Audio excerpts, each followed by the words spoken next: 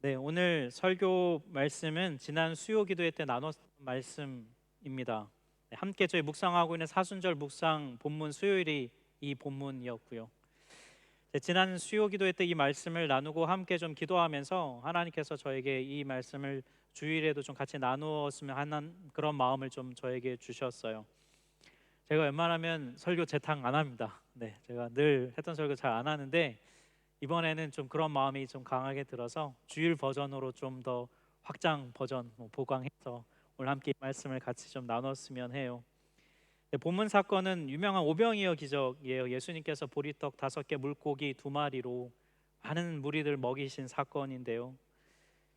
대개 이 본문에 대한 설교 말씀 들었던 거 여러분 떠올려 보시면 포커스가 예수님과 무리에 대한 것입니다. 예수님이 무리를 먹이시는 분이라고 말씀하죠. 저는 오늘 이 말씀에서 예수님과 무리들보다는 예수님과 제자들과의 관계에 좀 더 집중을 하게 되었어요. 그래서 오늘 말씀을 통해 예수님께서 이 사건을 통해 제자들에게 뭘 가르치고 싶으셨는지에 대해서 함께 좀 나누려고 합니다. 오늘 본문 오병이어 사건 배경이 되는 시작이 마가복음 6장 30절에서 32절인데요. 그보다 또 앞선 마가복음 6장 7절부터 13절의 내용을 보면 이렇게 시작을 합니다. 12제자를 예수님이 부르셔서 둘씩 둘씩 보내시며 더러운 귀신을 제어하는 권능을 주시고라고 말씀해요. 예수님께서 12제자들을 전도 여행을 보내셨어요. 그냥 보내신 게 아니라 그들에게 예수님이 가지신 권능을 주셔서 그들이 예수님처럼 귀신도 내어 쫓고 병도 고칠 수 있는 그러한 권한을 주셨습니다. 그리고 실제로 제자들은 나아가서 예수님 하셨던 그 일을 똑같이 그들도 하게 되었어요. 여러분, 이건 굉장히 놀라운 일인 것이죠. 예수님이 직접 이런 일을 하셨다면 예수님이니까 그렇지라고 얘기할 수 있을 텐데요. 그게 아니라 예수님으로부터 권능을 받은 제자들이 예수님이랑 똑같은 일을 했기 때문입니다. 예수님께서는 아마도 제자들에게 예수님을 따르는 제자로서 예수님이 이런 권능을 주시면 예수님처럼 이런 일을 할 수 있다는 것을 제자들에게 가르쳐 주기 원하셨던 것 같아요. 그래서 제자들이 이런 일을 직접 했으니 여러분 얼마나 제자들이 놀랍고 또 신나기도 하고 그랬을까요? 6장 30절을 보면 이들이 전도 여행을 끝나고 돌아와서 예수님께 막 보고를 합니다. 아마도 상상해 보면 정말 흥분해가지고 예수님 정말 되던데요. 진짜 예수님처럼 귀신이 나가던데요. 아마 그런 얘기를 예수님께 막 했을 것 같아요. 이렇게 몸은 굉장히 마음은 흥분돼 있지만 아마도 몸은 반대로 많이 지쳐 있었을 것입니다. 오랜 전도 여행 끝에 그들의 몸은 지쳐 있었던 것 같아요. 그래서 예수님께서는 이 지쳐 있는 제자들을 위해서 무리들과 분리시켜서 이들이 좀 쉴 수 있게 하셨습니다. 그래서 어떻게 했냐면 배를 타셨어요. 그리고 배를 타고 다른 곳으로 이동을 하신 것입니다. 그런데 무리들이 이거를 알고 예수님 일행을 쫓아왔어요. 6장 33절을 보면은 많은 사람이 그들인 줄 안지라. 그래서 모든 고을로부터 도보로 그곳에 달려와 그들보다 먼저 갔다고 말씀합니다. 무리들이 예수님의 목적지를 예측을 하고 도착지에 먼저 가 있었다는 것이죠. 그것도 어떻게 갔냐면 걷고 뛰어서 막 이렇게 갔다는 거예요. 이 33절은 우리에게 무리들에 대해서 두 가지를 얘기해주고 있어요. 첫 번째는 뭐냐면 무리들이 지금 굉장히 무모하다는 것입니다. 33절 후반부를 보니까 먼저 갔다. 그러니까 목적지를 예측하고 간 것인데요. 여러분 배를 돌려가지고 다른 데를 가면 어떻게 할 겁니까? 근데도 그냥 무조건 간 거예요. 아마 배 방향을 보고 저기겠지 하고 이렇게 갔던 것 같고요. 또 두 번째는 뭐냐면 이들이 굉장히 좀 간절한 마음 상태라는 것을 말해주고 있습니다. 33절 보니까 그곳에 달려갔고 뛰어갔어요. 그러니까 여러분 간절함이 없다면 여러분 사람은 이렇게 행동하지 않을 것이거든요. 그러니 지금 33절에서 말하는 무리들의 모습을 보면은 어떻게든 예수님께 가려는 마음인 겁니다. 앞뒤 재지 않고 그냥 정말 직진만 하고 있는 상태라고 생각하시면 될 것 같아요. 이렇게 이런 무리들을 보시는 예수님의 마음 상태가 어떠했느냐? 오늘 본문 34절 말씀을 저희 같이 한번 읽도록 하겠습니다. 34절 예수께서 나오사 큰 무리를 보시고 그 목자 없는 양 같음으로 인하여 불쌍히 여기사, 예수님이 불쌍히 여기셨어요. 마음에 큰 동정과 연민을 품으셨다는 것이죠. 최근에 우크라이나 전쟁 소식 여러 가지 영상이나 사진으로 많이 접하고 있는데요. 저도 얼마 전에 본 한 사진이 떠올라요. 폭격으로 인해서 부모가 죽은 한 아이를 이렇게 한 병사가 그 아이를 이렇게 위로하면서 설명하고 있는, 달래고 있는 사진인데요. 보는 순간 여러분 드는 마음은 불쌍한 마음이죠. 하루아침에 갑자기 부모를 잃은 그 아이의 상황을 보면 저절로 여러분 불쌍히 여기는 마음, 긍휼한 마음이 드는 게 사람의 마음이죠. 바로 이 마음이 지금 예수님이 무리들을 보시는 마음이라는 겁니다. 그냥 보자마자 불쌍한 마음이 드셨어요. 이 무리들을 향한 예수님의 마음을 좀 더 적나라하게 오늘 본문이 표현하고 있는데 뭐냐면 목자 없는 양이라는 표현이에요. 목자 없는 양은 성경에, 특별히 구약 성경에 자주 등장하는 이미지인데요. 오늘 본문과 굉장히 유사한 연결이 되는 것이 바로 에스겔서 본문입니다. 에스겔서 34장 5절 말씀을 보면은 목자가 없으므로 그것들이 흩어지고 흩어져서 모든 들짐승의 밥이 됐다, 이렇게 말해요. 여러분, 양이라는 동물 잘 아시죠? 양 보면 여러분 대부분 이제 이미지가 되게 온순하잖아요, 그죠? 그런데 실제로 양을 돌보는 사람들 얘기를 들어보면은 양이 온순한 면이 있지만 또 굉장히 이렇게 제멋대로인 면이 있다고 해요. 그래서 그냥 제멋대로 자기 갈 길 그냥 막 가는 그런 좀 동물이라고 하고, 또 양이 의외로 한번 욱하면 굉장히 분노가 심하다고 합니다. 그래서 막 사람도 막 들이받는다고 해요. 그래서 그 중세 시대를 보면 중세 시대 목자들이 실제로 양한테 들이받아서 많이 죽었다고 그래요. 그래서 뭐 어떻게 들이받았는지 모르겠는데, 그래서 중세 시대 때부터 그때부터 양을 돌볼 때에 개를 동원했다고 해요. 왜냐하면 양이 개과의 동물은 좀 무서워한다고 합니다. 뭐 개나 늑대라든지. 그래서 개가 이렇게 보호해줘서 개가 이렇게 알고 보면 목자를 보호해주는 용도였더라고요. 그래서 그때부터 이제 개를 활용했다고 하는데, 아무튼 양이 좀 이런 성향을 갖고 있으니까 목자가 없으면 그냥 지갈 길 막 가고 성질 나면 아무 데나 막 들이받고, 이래서 홀로 다니다 보면 들짐승의 밥이 될 수밖에 없는 운명의 처지라는 것이죠. 양이 이런 동물이니까 반드시 목자가 있어야 된다는 거예요. 근데 이 34장 5절 말씀을 보면은 양들에게 목자가 없다고 얘기합니다. 왜 목자가 없을까요? 있어야 정상인데 이유가 34장 2절 말씀에 있는데요. 자기만 먹는 이스라엘 목자들은 화 있을진저 목자들이 양떼를 먹이는 것이 마땅하지 아니하냐. 그러니까 양떼에 목자가 없는 이유는 목자가 양떼를 먹이지 않고 오히려 자기만 먹기 때문이라는 겁니다. 그러니까 목자가 없는 게 아니라 있는데 있으나 마나 하다는 거예요. 그래서 목자가 없다는 것이죠.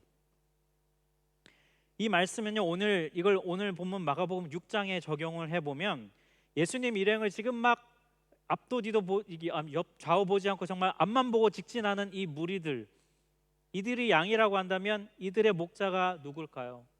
여러분 그냥 예수님이라고 대답하실 수 있겠지만 실제로 이 갈릴리 일대 지역의 이 무리들의 목자는 헤롯 안티파스라고 하는 사람이에요. 이 헤롯 안티파스는 마태복음에 나오는 어린 아기 예수를 죽이려고 했던 그 헤롯의 아들인데요. 이는 이 갈릴리 지역을 다스리는 지역의 분봉 왕이었습니다. 이 사람이 그 지역의 왕이니 이 사람의 목자예요.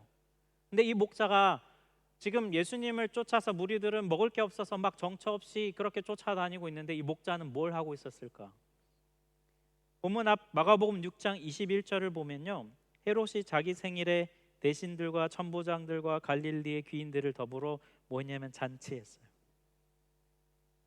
지금 생일 파리를 하고 있는 겁니다. 지금 무리들은 굶어 죽어가고 있는데, 더군다나 이 헤롯이 이 생일 파티에서 뭘 했냐면요, 백성들이 선지자로 여기는 세례 요한의 목을 베어버렸습니다. 한마디로 말해서 에스겔 34장 2절에 자기만 먹는 목자가 누구냐면 바로 이 헤롯 안티파스라는 사람이었어요. 그러니 그 지역에 있는 양들은 목자 없는 양이 된 것이죠. 그리고 그런 무리들을 바라보시는 예수님의 마음이 뭐냐면 불쌍히 여기시는 마음이라는 겁니다. 예수님은 갈 곳 잃은 무리들을 불쌍히 여기시는 분이세요. 근데 여기까지 보면 그래 예수님이니까 그렇지 하는데 오늘 본문은 그걸 넘어서 한 발자국 더 나가고 있습니다. 엄청나게 많은 무리들이 예수님을 막 쫓아왔어요. 그래서 예수님은 그들을 불쌍히 여기셔서 그들에게 이런저런 가르침을 행하고 계셨습니다. 근데 점점 해가 지고 날이 어두워졌어요. 그 상황을 가장 초조하게 생각한 사람들이 누구냐면 바로 제자들이었어요. 장소는 빈들이고 배가 제자들도 고팠던 것 같아요. 그래서 예수님에게 이런 제안을 합니다. 때가 저물어 가매 제자들이 예수께 나와 여짜오되 이곳은 빈들이요 날도 저물어 가니 무리를 보내어 두루 촌과 마을로 가서 뭘 사 먹게 하옵소서. 너무 합리적이고 당연한 그런 제안이에요. 지금 제자들이 한 이 제안의 핵심이 뭐냐면 한마디로 딱 얘기하면 이런 겁니다. 무리들이 그들의 필요를 그들 스스로 해결하게 하십시오. 이런 뜻이에요. 왜냐하면 방법이 이것밖에 없으니까. 모인 사람이 남자만 5천 명, 그러면 뭐 아이들 다 합치면 최소한 15,000명 가까이 될 텐데 무슨 수로 이걸 해결하겠습니까? 그런데 예수님께서 이 제자들의 제안에 대해서 뜻밖의 대답을 하시는데요. 우리 37절 말씀 PPT에 있는 것 같이 한번 읽어볼까요? 대답하여 이르시되 너희가 먹을 것을 주라 하시니. 여러분들이 제자들이라면 예수님의 이 너희가 먹을 걸 주라 하실 때 여러분 어떻게 대답하시겠습니까? 예상해 보면 이런 대답이 제일 많을 거예요. 제가요? 네, 이 말, 네, 제일 많이 할 것 같고요. 그 다음에 또 예상되는 대답은 돈이 어디 있습니까, 예수님? 이라고 얘기할 것 같아요. 이 돈이 없다는 말 제가 평생 살면서 제일 많이 듣는 얘기인데 어릴 때 어머님한테 늘 들었던 얘기. 뭐 사달라고 하면 늘 돌아오는 대답이 돈 없다죠. 분명히 지갑에 돈이 있는데 돈이 없대요. 저를 사줄 돈은 없는 것이죠. 여러분도 많이 얘기하시죠? 돈 없다. 실제로 제자들이요 이렇게 대답했어요. 37절 후반부를 보면은 그러면 우리가 가서 빵 200데나리오너치를 사다가 그들에게 먹이란 말씀입니까? 네, 여러분 이거 따지는 거예요. 한마디로 얘기하면 돈 없어요 예수님. 예수님 돈 있어요? 우리 돈 없어요 라는 얘기예요. 여러분 진짜 예수님 무리는 돈이 없었어요. 오죽 돈이 없었으면 여러분 그 배고파가지고 길에 가다가 그 밀 이삭 까서 이렇게 먹다가 바리새인들한테 걸려가지고 욕 엄청 먹고 그러잖아요. 이들은 돈 진짜 없었어요.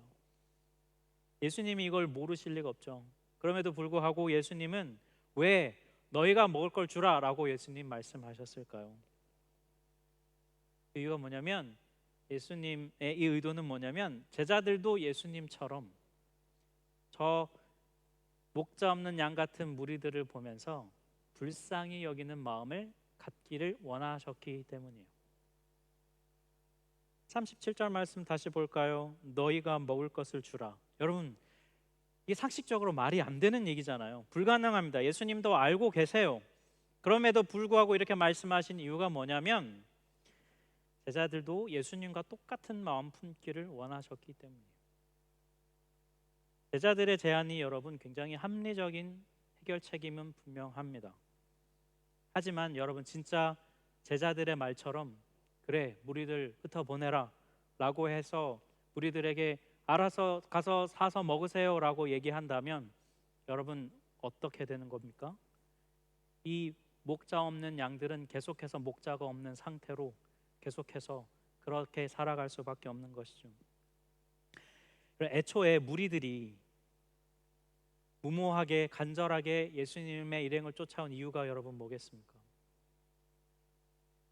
다른 대안이 없는 겁니다. 만약 이들 스스로 뭔가 다른 능력 있고 힘이 있었다면 굳이 그렇게 무모하게 쫓아올 필요가 없어요. 그런 사람들에게 여러분 네 문제 네가 알아서 해라고 얘기하는 것이 과연 목자 없는 양을 대하는 올바른 마음일까?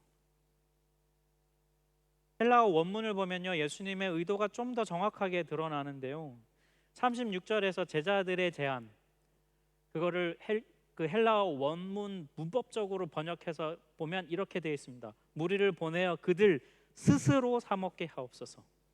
가로는 번역이 없는데 제가 집어넣었어요. 그들 스스로라고 죄기용법으로 되어 있습니다. 이 말에 대해서 예수님이 뭐라고 대답하십니까?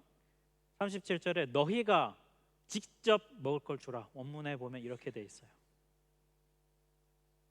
여러분, 예수님이 뭘 말씀하시려는 걸까? 이 37절 너희가 직접 먹을 걸 줘라 라고 말씀하시는 이 37절 말씀을 제가 좀 묵상하면서 풀어서 이렇게 설명해 볼게요. 저 목자 없는 양 같은 무리들이 스스로 사 먹을 형편이 안 된다는 걸 너희는 모르냐?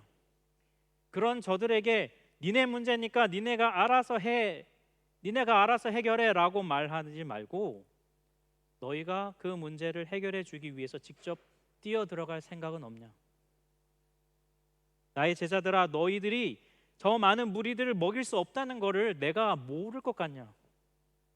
너희가 할 수 없는 것 알고 있다. 하지만 너희가 못한다고 해서, 너희가 할 수 없다고 해서 너희들의 그 무능함에만 매몰되어 있으면 어떻게 하느냐?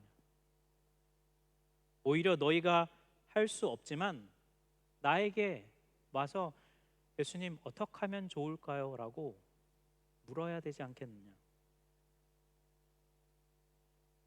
그리고 예수님께서 제자들에게 하고 싶으셨던 말씀은 저는 이것이라고 봐요. 그리고 바로 이 말씀이요, 제가 이 설교를 준비하면서 주님으로부터 받은 마음이에요. 제가 지난 수요일에 이 본문으로 설교하려고 본문을 가지고 묵상을 했어요. 제가 개인적으로 하는 말씀으로 기도하는 묵상 기도 방법을 따라서 좀 이 말씀을 갖고 기도했습니다. 여러분이 오병이어 본문 전체 이야기를 대부분 잘 아시죠? 이제 이후에는 예수님이 그 보리떡 5개 물고기 2마리로 풍성하게 해서 모든 사람들을 다 먹이고도 남았다는 게 이 이야기의 결론인데요. 제가 이 말씀을 가지고 묵상 기도를 하면서 이제 본문 안으로 이렇게 들어가요. 그 기도를 하면. 근데 제가 이제 제자가 돼서 그 기도를 이렇게 하는 거예요. 근데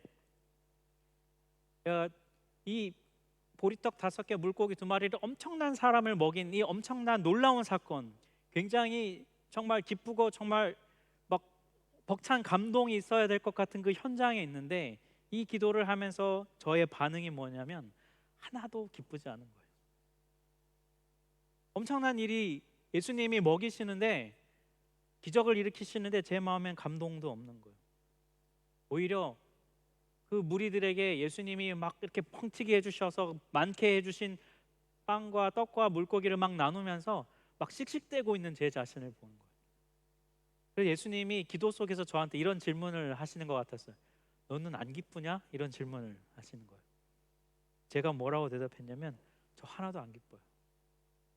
저도 힘들어 죽겠는데 지금 왜 이를 이렇게 버리셔가지고 그들 스스로 먹일 수 있지 않습니까, 주님? 이런 마음이 제 안에 솔직하게 올라오는 제 자신을 보았습니다. 저도 되게 당황스러웠어요. 내 안에 이런 마음이 있다니.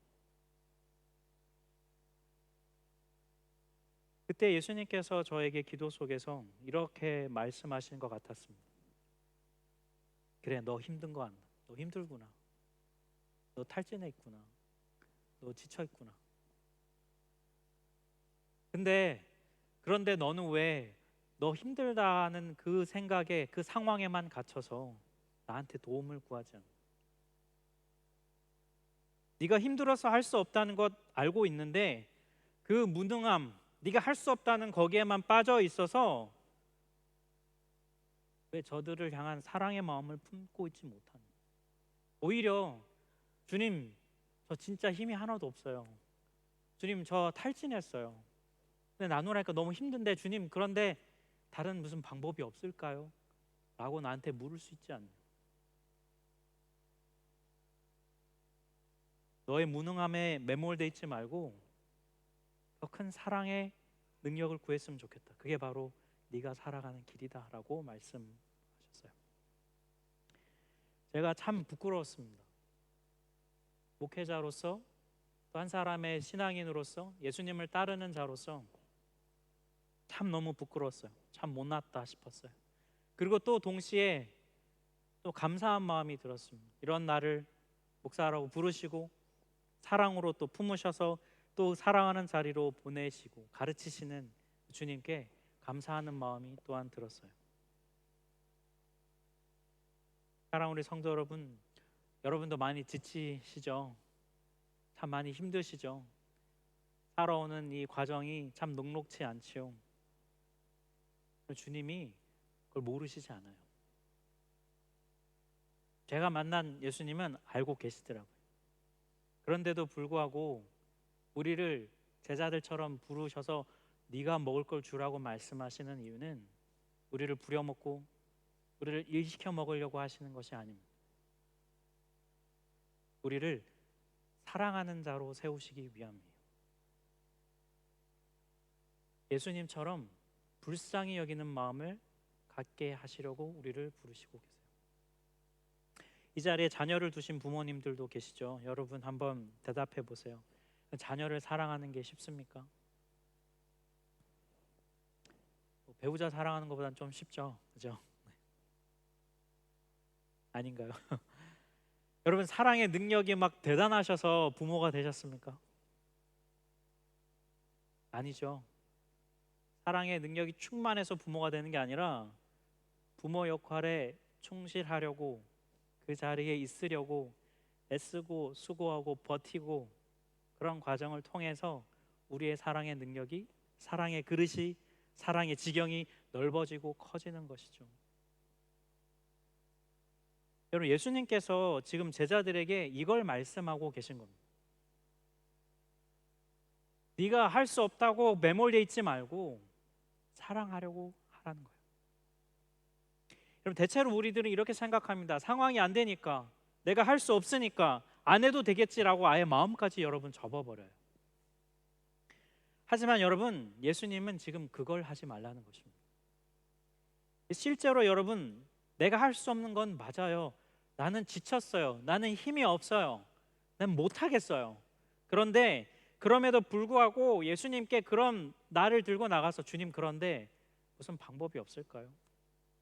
보리떡 5개 물고기 2마리 여러분 5,000명 그럼 무슨 수로 그걸 먹이겠습니까? 그거 들고 나와봐야 아무 소용없는 것이죠. 그런데 그런 조그만 내 마음의 사랑이라도 주님 앞에 들고 나가 주님 저 이거밖에 없는데 어떻게 안 될까요? 라고 주님께 드리는 마음, 그 마음을 주님은 원하신다는 거예요. 그렇게 들고 나아가면 어떻게 되는가? 본문 후반부를 보면 주님이 결과를 알려주세요. 우리 돈 없어요 라고 대답한 제자들에게 여러분 예수님이 뭐라고 물으셨습니까? 너희들에게 뭐가 있냐? 라고 질문을 하세요. 주님이 돈 없어? 그러면 갑자기 돈을 막 꺼내갖고 돈 확 주시면서 야 이거 가서 사 먹여 이렇게 하신 게 아니라 주님이 뭐라고 하셨냐면 너네들은 뭐 갖고 있냐라고 질문하셨어요. 그리고 갖고 있는 정말 작은 것 그걸 드렸더니 그걸 가져오라고 하시고 그거를 축복하셔서 모든 사람이 먹고 남길 수 있을 정도로 풍성하게 만드셨습니다.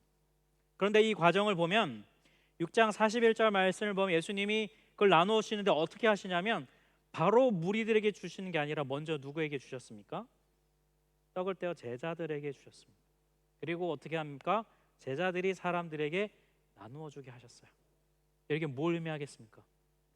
너희가 직접 먹을 걸 주라라고 말씀하신 거를 지금 누가 성취하고 계신 겁니까?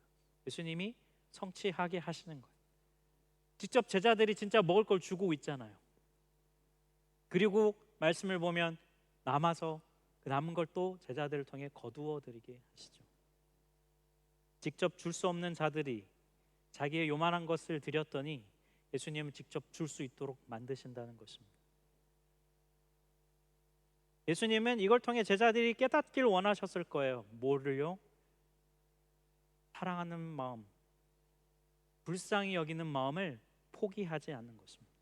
그리고 끝까지 그 마음을 가지고 나아가면 그러면 길이 있다는 것을 제자들이 깨닫기를 원하셨어요. 그래서 직접 제자들에게 이걸 나눠주게 하셨습니다. 오늘 예수님께서 제자들을 좀 간접적으로 책망하고 계세요. 근데 뭘 책망하시냐면 제자들의 무능함을 책망하시지 않습니다. 제자들이 할 수 없는 걸 책망하시는 게 아니라 예수님은 제자들의 무심함을 책망하고 계세요. 긍휼이 필요한 저 무리들에게 저들 스스로 알아서 하게 하시죠 라고 하는 그 마음, 그 무심함은 하나님의 마음이 아니라는 것입니다. 실제로 무리들은 할 수 없는 사람들이었거든요. 사랑하는 성도 여러분, 우리가 사랑을 하면요, 우리가 사랑을 포기하지 않으면 거기에 하나님이 계십니다. 왜냐하면 하나님은 사랑이시기 때문에. 그리고 그 사랑하는 그 자리에 주님은 회복을 허락해 주세요. 그런 여러분, 어떤 상황에서라도, 할 수 없는 상황에서라도 사랑하는 것만큼은 포기하지 마십시오. 내가 할 수 없는 상황이라고 해서 여러분 마음까지 닫는 것은 하나님의 뜻이 아닙니다. 자신의 무능함에 매몰되지 마세요. 대신에 여러분 이렇게 구하는 거예요. 주님, 제가 못하겠는데요, 그러나 주님, 제 안에 사랑이 커지게 해주십시오. 그래서 사랑으로 이걸 감당할 수 있도록 도와주십시오. 저 못해요, 저 안 해요 라는 게 아니라 주님, 저한테 이거밖에 없는데 이거라도 어떻게 안 될까요? 라는 그 마음을 주님은 원하고 계세요. 우리가 그렇게 하기만 하면 예수님은 우리의 희미한 사랑을, 그 꺼져가는 사랑에 주님의 사랑의 가득함을 부으셔서 큰 그 사랑이 우리를 통해 직접 전해질 수 있게 만드시는 분이 바로 오늘 본문의 예수님이십니다. 그러니 사랑하는 여러분, 다시 한번 권면합니다. 사랑하는 것을 포기하지 마십시오. 사랑하면 주님께서 도우십니다. 사랑하는 곳에 주님이 함께 계십니다. 사랑하면 길이 열리고 사랑하면 길이 보입니다. 이 은혜를 누리시는 여러분 되시길 주의 이름으로 축복합니다.